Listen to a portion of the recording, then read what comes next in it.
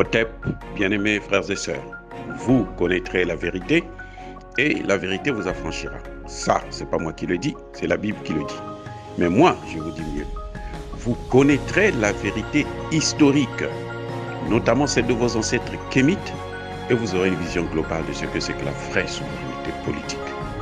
J'ajoute, vous reviendrez à la spiritualité africaine ancestrale et vous comprendrez les enjeux de l'indépendance économique. Et pour terminer, vous accepterez votre identité culturelle kémite et vous obtiendrez deux choses. La première, c'est la paix. La seconde, c'est le développement, à une condition. L'unité de toute l'Afrique noire, l'unité de tous les Noirs du monde entier.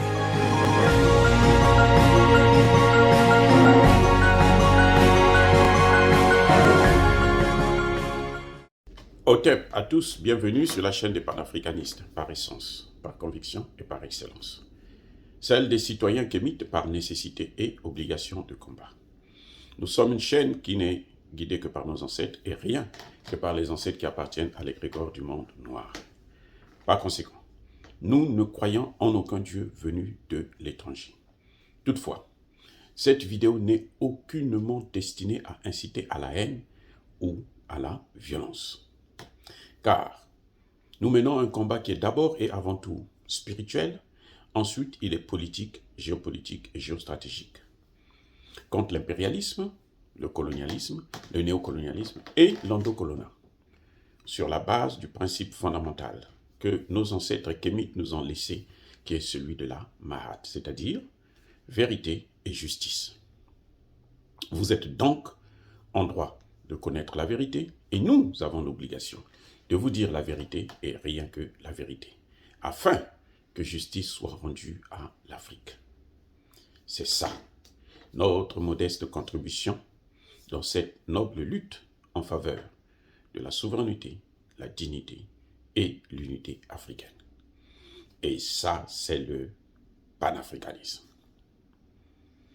Bien-aimés frères et sœurs, nous allons revenir sur l'affaire de Ngossi.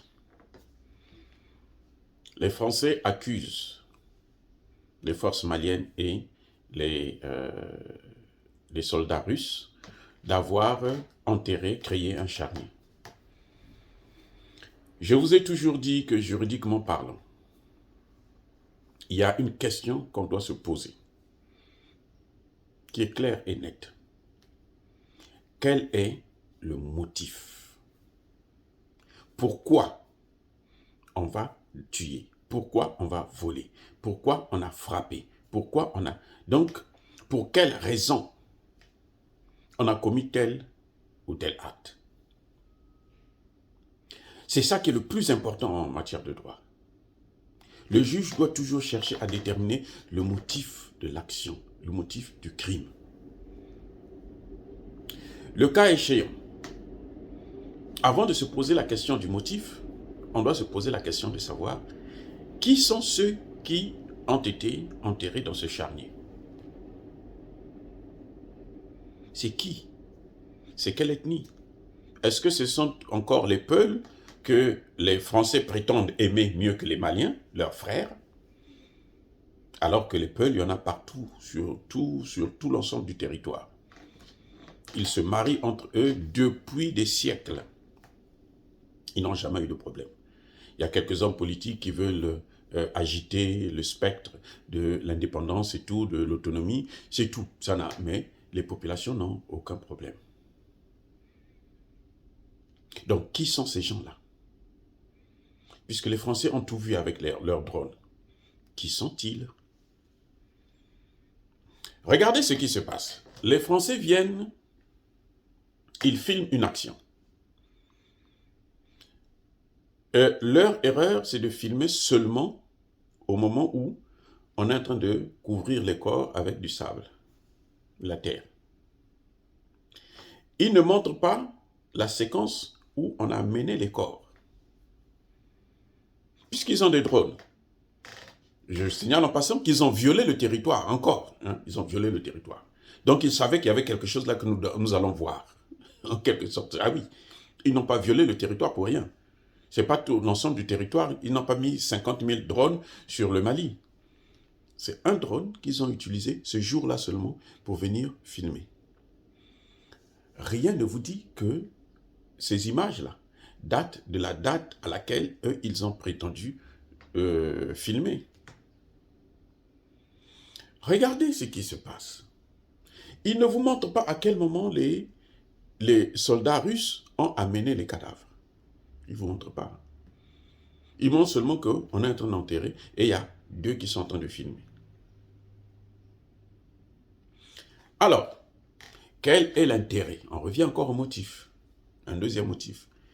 Quel est l'intérêt des soldats russes de enterrer des gens et puis filmer pour accuser les Français? S'ils sont en train de filmer parce qu'ils veulent accuser les Français, eh bien, ce qu'ils devraient faire, c'est qu'ils devraient filmer des gens en uniforme français. Eh oui, ils devaient filmer des gens qui ont l'uniforme français. Ils sont en train de se filmer eux-mêmes. C'est-à-dire que les Russes sont en train de filmer d'autres Russes. Et les Français vous disent qu'ils étaient en train de filmer parce qu'ils voulaient mentir que ce sont les Français qui ont commis le forfait. Écoutez, ils voulaient mentir que ce sont les Français qui ont commis le forfait. Mais ils sont en train de filmer leurs propres collègues avec leur uniforme. Vous voyez pas qu'il y a quelque chose de louche là? C'est pas normal. Quel est l'intérêt des mercenaires, soi-disant, dits de Wagner, des militaires russes, selon nous, de s'auto-filmer avec leur uniforme et puis chercher à montrer que non, ce sont des Français qui sont en train de commettre le forfait? Aucun. Aucun. Et c'est même ridicule. Maintenant, regardez ce qui se passe. Ils disent que ce sont les Français, et plutôt les Russes qui avaient pris ces cadavres, qui les ont amenés là. Manque de peau pour eux, c'est que ces cadavres-là étaient déjà complètement décomposés. Ça veut dire, ça vous donne l'impression que les Russes ont tué des gens, et puis se baladaient avec eux dans leur camion, ou je ne sais pas comment, je ne sais pas où est-ce qu'ils les avaient placés. Ils se baladent avec eux, et puis ce jour-là, comme ils ont dit que les Français sont partis, donc on va venir mettre ça là où il y avait les Français, pour dire que ce sont les Français qui ont commis le forfait, pour les accuser faussement. Vous pouvez imaginer un tel scénario, que quelqu'un qui va tuer, un criminel qui va commettre un forfait et se balader avec des cadavres en pétréfaction, qui sont complètement décomposés, il se balade avec eux, et puis après, il trouve un endroit et il vient les déposer. Mon Dieu, soyons sérieux. Soyons sérieux. Quand il y a un charnier là, dès qu'on les tue là, on creuse un trou en peu et on les fout, on les jette. C'est tout. C'est tout. C'est comme ça que ça se passe. Hein.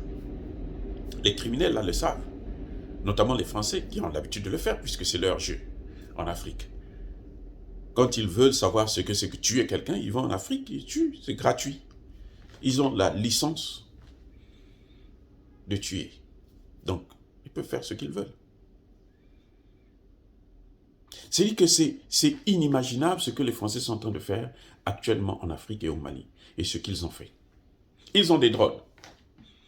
Ces drones-là n'ont jamais filmé un seul terroriste. Les terroristes viennent, ils massacrent et tout.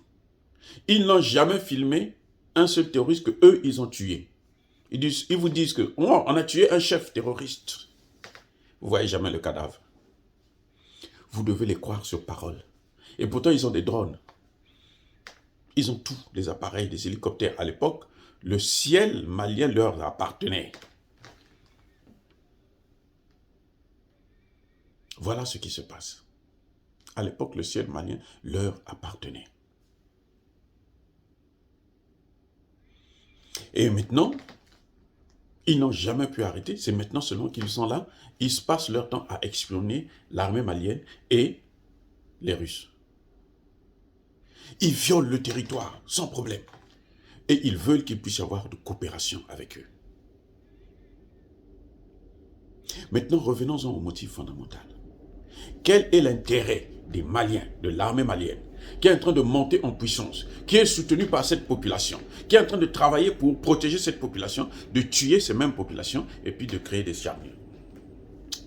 C'est-à-dire qu'il faut être audacieux comme un Français pour pouvoir soutenir de telles thèses.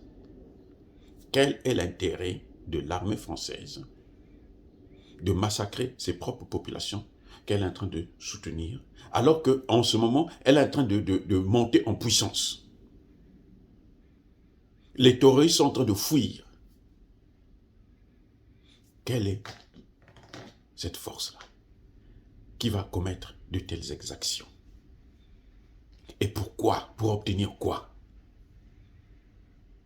Ils sont là pour protéger. Ils ont décidé de reprendre le territoire. Et ils sont en train de le faire. Ils sont en train d'avancer. Mais quand même, ils vont passer leur temps à tuer des nationaux. On voit bien que le terrorisme a diminué. Maintenant, on ne tue plus comme il se faisait avant.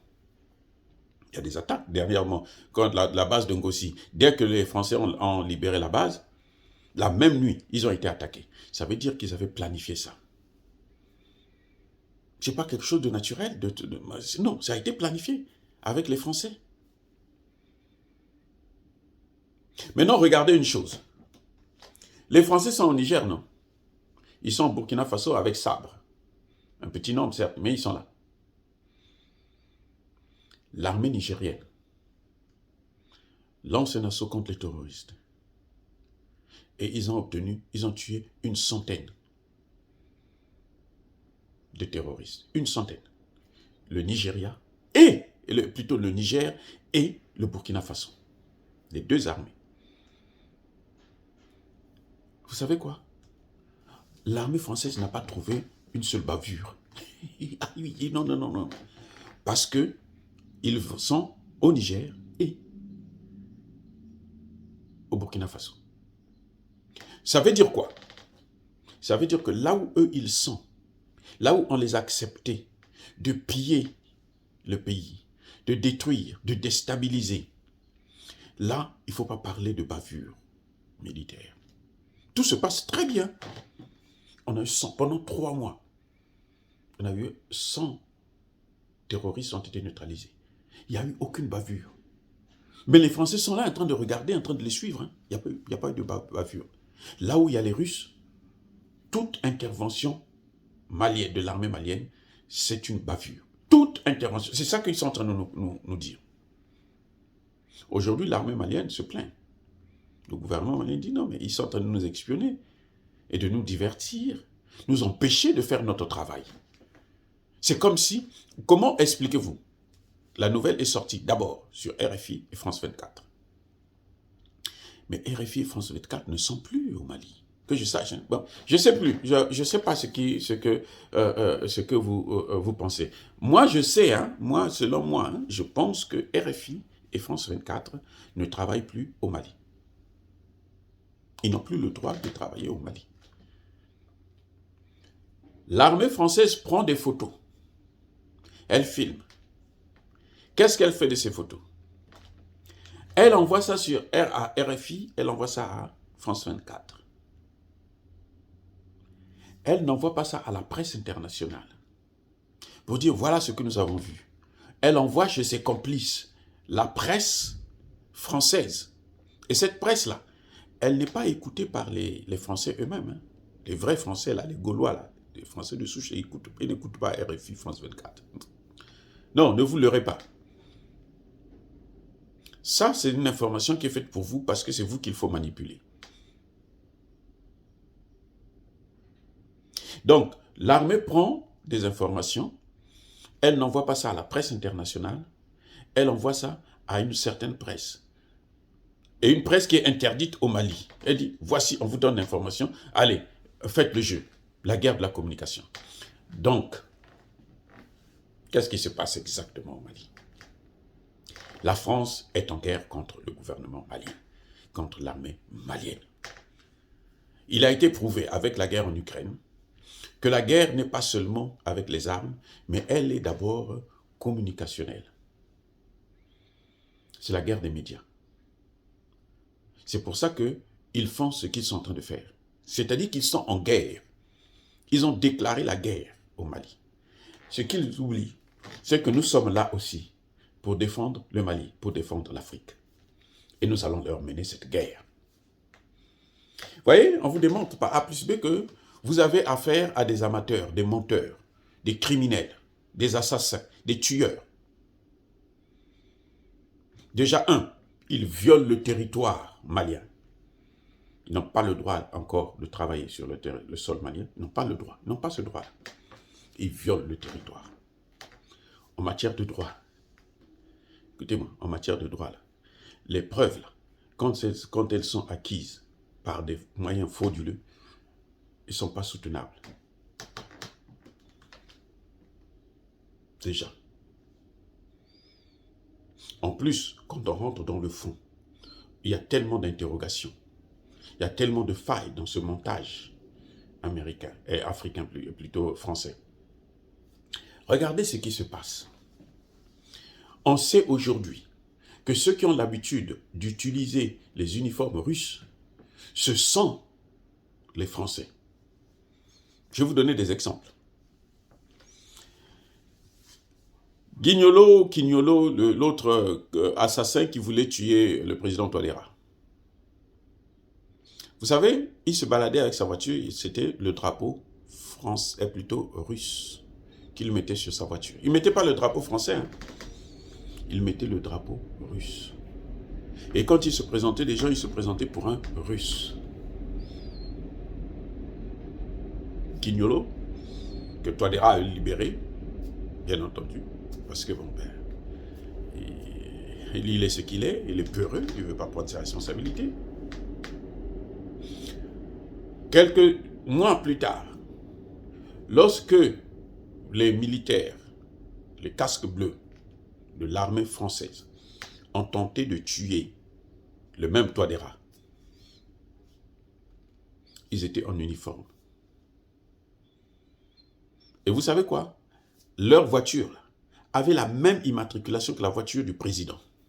Attendez, non, je répète, je reviens. Leur voiture avait la même immatriculation que celle du président Touadéra. Comment vous expliquez ça? Avant ça, on a attrapé des soldats, des militaires français, travaillant pour la MINUSCA. Ils avaient des uniformes des Polonais ou Espagnols. C'est leur jeu, c'est leur... Donc, ce n'est pas parce qu'ils vous présentent des gens avec l'uniforme russe que ce sont forcément des Russes. Ils sont tous blancs. Ils sont tous blancs. Il fallait qu'ils aient trouvé des Russes noirs. Parce que dans la légende étrangère, là, il y a des Français noirs. Hein. Mais chez les Russes, il n'y en a pas. Donc, ils sont tous blancs. Ils ne peuvent pas trouver des noirs qui vont jouer le jeu. Ils prennent des blancs. Ils mettent l'uniforme russe, soviétique, on peut avoir n'importe comment, n'importe où, à n'importe quel moment. Et puis, on les filme avec. Voilà ce qui se passe exactement, les gars. Voilà ce qui s'est passé à Gossi. C'est une manipulation encore de l'armée française. Une fois de plus pour décourager aussi l'armée malienne. Divertir l'armée malienne pour qu'elle ne se concentre pas sur le vrai enjeu qui est celui de la lutte contre le terrorisme. Ils avaient dit qu'ils devaient partir depuis 6 mois. Et vous voyez que ça tarde. Ce n'est pas sûr qu'ils vont passer les 6 mois, ils feront plus de 6 mois parce qu'ils cherchent à rester là. Mais ils ne resteront pas parce que nous, on ne veut plus d'eux. Le président Assimi Goïta le sait et nous le savons. Oh oui, bien-aimés frères et sœurs, est-ce que dire cela, c'est inciter à la haine ou à la violence? Non. Il faut se débarrasser des criminels français. Je dis bien des criminels français. Parce qu'au Mali, là, il y a aussi des Français qui y travaillent, qui y vivent, qui y travaillent, qui ne sont pas inquiétés. Mais les criminels, là, l'armée française, là, elle doit quitter le territoire malien entièrement. Si elle veut aller au Niger, au Burkina Faso, et en Calais, si les populations là-bas l'acceptent, ça c'est leur problème. Mais au Mali, là, nous on a dit on ne veut plus d'eux, ils n'ont qu'à partir. Nous sommes une force tranquille. Nous vous disons que la vérité est rien que la vérité. Nous faisons des analyses politiques parce que c'est notre domaine. Yaba colère ve yamalembe. Les gars, soyez bénis, j'ai dit.